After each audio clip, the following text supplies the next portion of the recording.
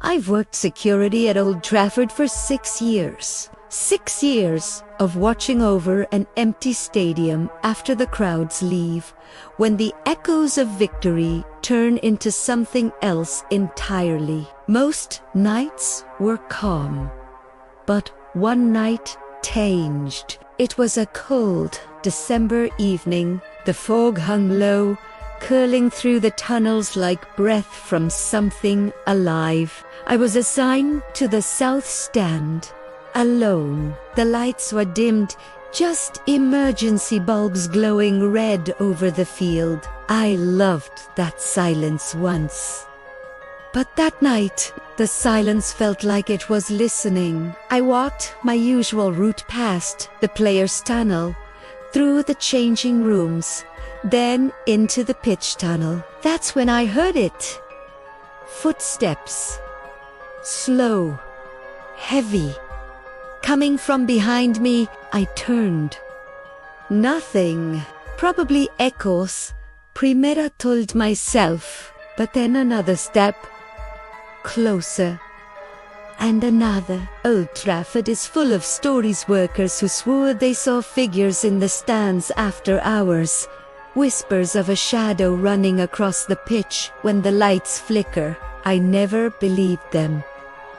Until that night, as I walked out onto the pitch, the giant screen suddenly flickered to life, static and faint images of cheering crowds, but there was no one there. Just rows and rows of empty seats, watching me. The sound system crackled. Then a voice whispered through the speakers, distorted and hollow. The kind of roar you hear when 70,000 fans scream at once, except it came from the dark. Every screen flashed white, then black again. I radioed the control room section. South malfunction. Check the power feed. No reply, I repeated. Still silence. That's when I noticed the radio light blinking red. Not green. Red. Someone was holding down the button on the other end. Listening. I dropped the radio and stepped back.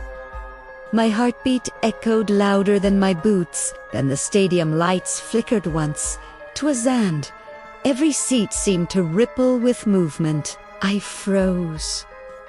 There was someone standing on the field. At first, I thought it was a fan who snuck into all, wearing an old Manchester United jersey, head tilted low. "Hey!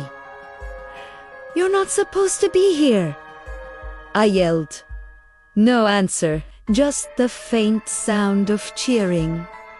But it wasn't coming from any speaker. It was inside my head. The figure started walking toward me, slow and steady. The jersey was old, like something from the 1950s. Number 10 printed on the back. He stopped at the center circle, then raised his arm and pointed right at me. I blinked, and he was gone. I ran back toward the tunnel, trying to get to the main gate, but the layout seemed wrong. The corridors twisted in ways they never had before. Walls where there shouldn't be. Doors that led back to the same hallway. I was trapped inside Old Trafford, but not the one I knew. Every tunnel looked the same.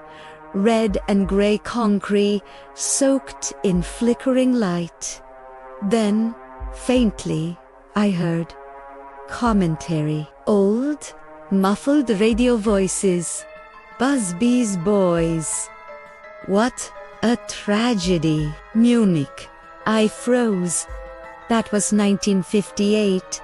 The Munich air disaster, the team that never made it home. The voice faded, and for a moment, I saw them. Figures in torn uniforms, walking down the corridor toward me, faces. Pale, eyes, hollow, expressions calm. They weren't coming to hurt me. They looked lost. I stumbled backward, gasping. "You're not real," I whispered. The lights went out completely. Pitch black. Something cold brushed my arm.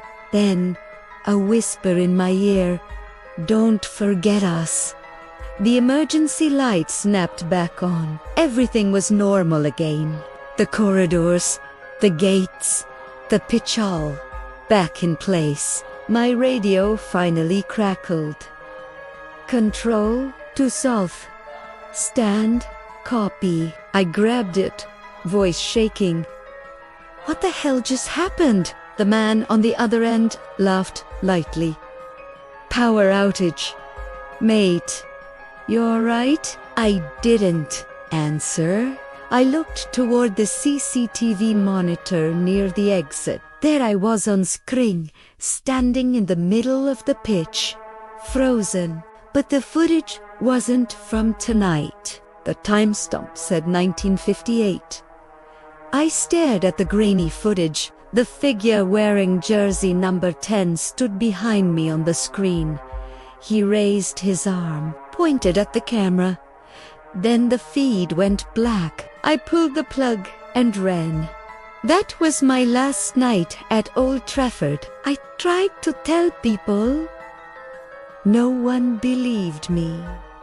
But sometimes, late at night when I passed the stadium on my way home, I still see the lights flicker. I still hear that whisper, "Ghoul." And in my dreams, I'm still standing on that pitch alone, frozen, surrounded by cheering ghosts of a game that never ended. I thought the horror was inside Old Trafford. But maybe Old Trafford is inside me, because every time I close my eyes, I can still hear the crowd, and sometimes, I swear, they're cheering my name.